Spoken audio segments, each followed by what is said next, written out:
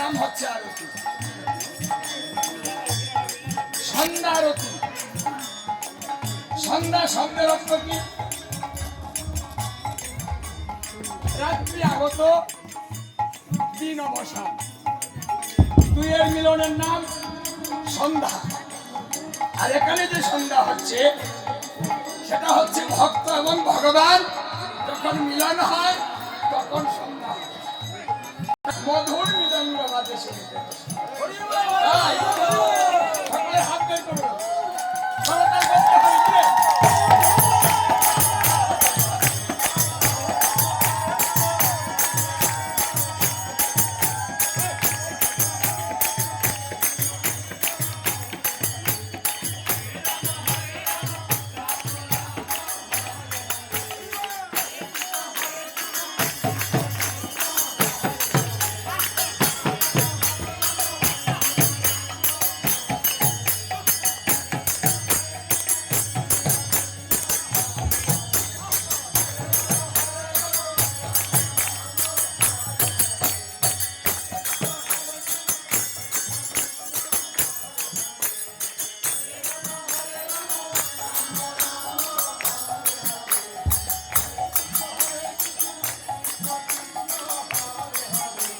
যারা দাঁড়িয়ে আছেন এখানে বসে পড়ুন। শাস্ত্রে বলেছে গীতা, ভাগবত এবং নাম যজ্ঞে এসে দাঁড়াতে নেই। দাঁড়ালে কি হয়? সেই ব্যক্তি পরজন্মে দারোয়ান হয়।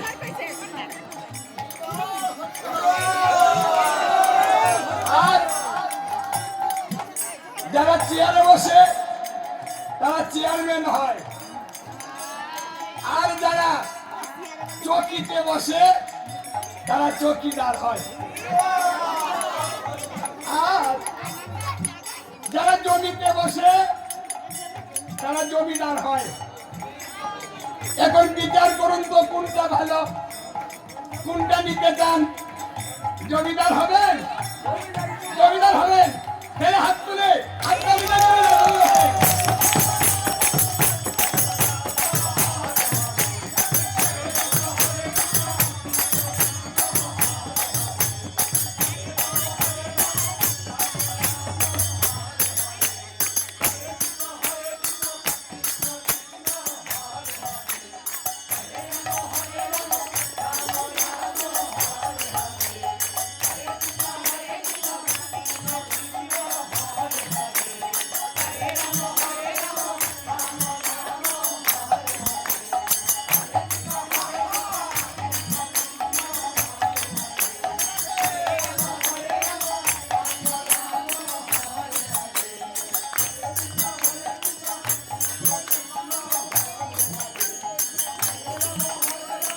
আজকে তালটা মনের মতো হয়েছে।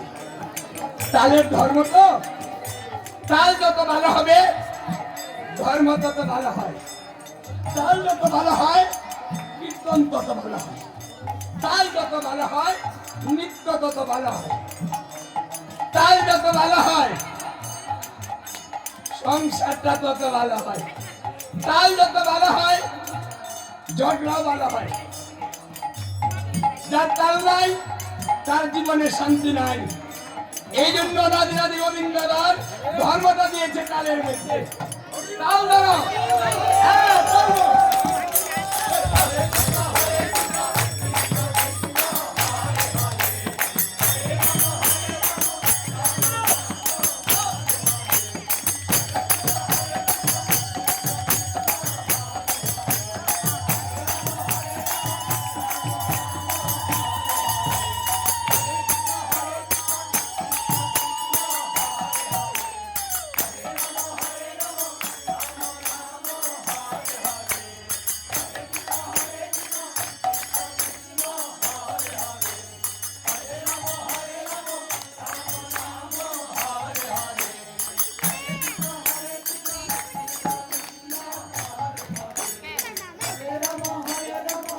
অনেক আরতি বুঝে না, ওরা ভালো বুঝে।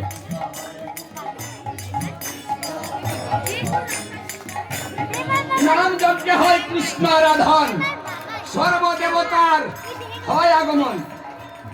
এখানে শুধু মানুষ আসেনি, এখানে দেবগণের আগমন ঘটেছে।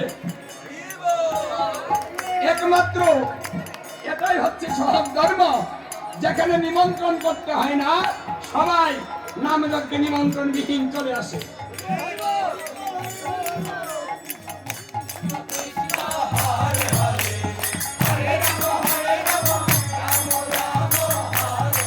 দেবতারা বলেছিল, হে দেব,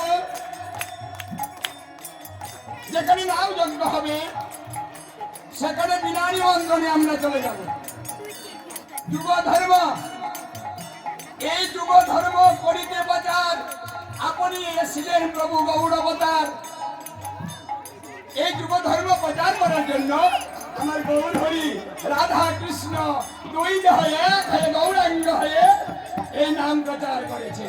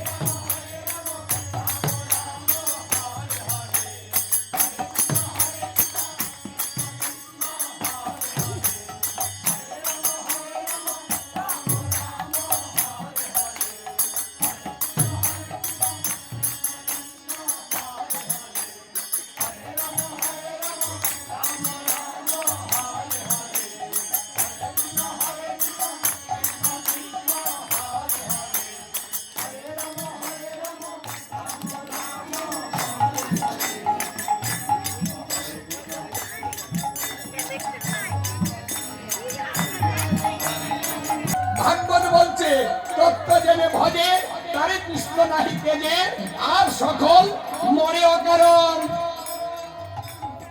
যারা ভজন করছেন তত্ত্ব জেনে করুন, নাহলে অকারণে মরবেন। মরা দুই প্রকার, কারণ মরা আর অকারণ মরা। যদি অকারণে মারা যান 84 লক্ষ জুড়ে আবার ভ্রমণ করতে হবে। যদি কারণে মারা যান তাহলে ভগবত ধাম প্রাপ্ত হবেন, আমার ভগবানের সেবায় নিয়োজিত হবেন। এই জন্য তত্ত্বটা শিখুন। আর এই নামে যজ্ঞে মাঝে মাঝে হাততালি দিল, ওটা মহাপ্রভুর শিক্ষা। দশে পাশে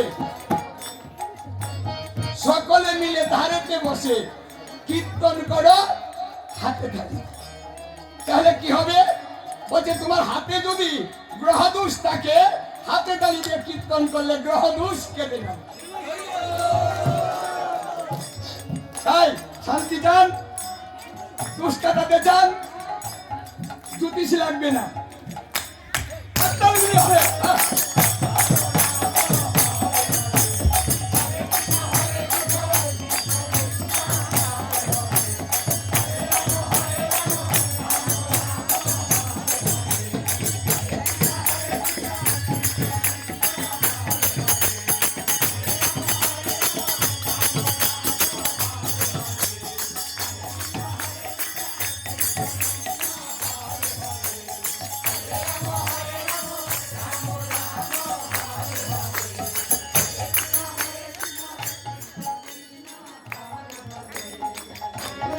সময় নিতে পারছি না, দল 7টা।